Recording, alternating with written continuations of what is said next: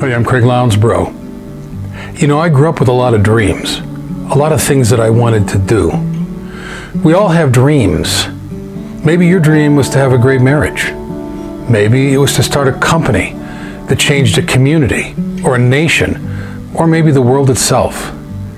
Maybe it was to raise solid kids, or travel, or write a book, or invent something revolutionary that made life better for other people, or live in some particular place, or achieve some level of financial comfort, or whatever it might have been for you. And as you grow older, you actually find yourself kind of refining those dreams.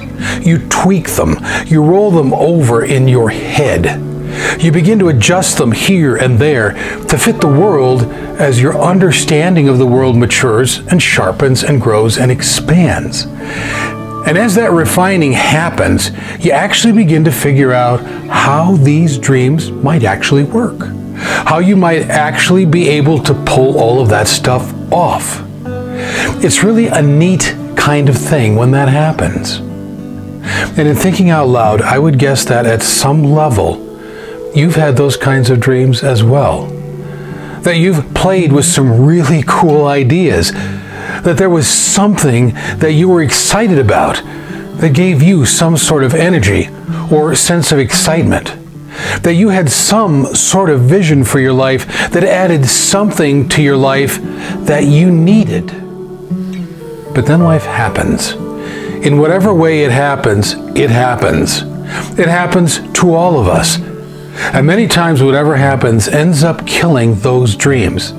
They die. They just die. Sometimes they die before they were ever born. Or sometimes the dream is actually beginning to unfold and then it dies. However or whatever it happens, these dreams of ours, they die. And sometimes we try to bring them back or resurrect them in whatever way that we try to do that. We try to figure out how do you do them differently, or modify them, or come at them from a different angle. Or we decide to fight the thing that's killed our dreams. We figure that if we can eliminate whatever killed our dreams, or at least beat it up pretty thoroughly, that maybe, just maybe, we can get our dream back. At other times, we just let our dreams die. We either don't know what to do, or we're overwhelmed, or we can't get past a sense of injustice or unfairness, or whatever it is. And because we do, we let it die. Because we feel that we have no other option but to let it die, we refuse to dream ever again, because the death of a dream is just too painful. It's just too much. The world will kill our dreams. Life has no qualms about showing up and killing the very things that we spent a large part of our lives living for. Dreams die every day. They die at the hands of a whole bunch of stuff.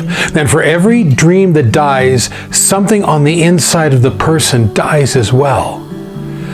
The death of a dream is just too painful because a part of us dies right along with it. I've had many dreams die.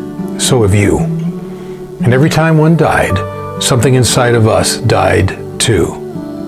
But when my dreams died, here's what I found. I learned that God has a dream for each of us that will never die. Never. It's just too big to die. Its place in God's plan is just too important to let it die. And it's backed up by a God who himself never dies. Now, there are many who would not agree with me, and that's okay. However, I believe that God has a dream for your life that's bigger than any dream that you could conjure up. God's dream for you exceeds anything that you could dream for you. So ask him what it is. Talk to a pastor. Get into your Bible and start reading. If you don't have one, buy one or download a Bible app. Listen to Christian music. Find a church. God can and will use any or all of these things to help you discover the dream that you we're fashioned to live out. And that dream, well, that dream won't die.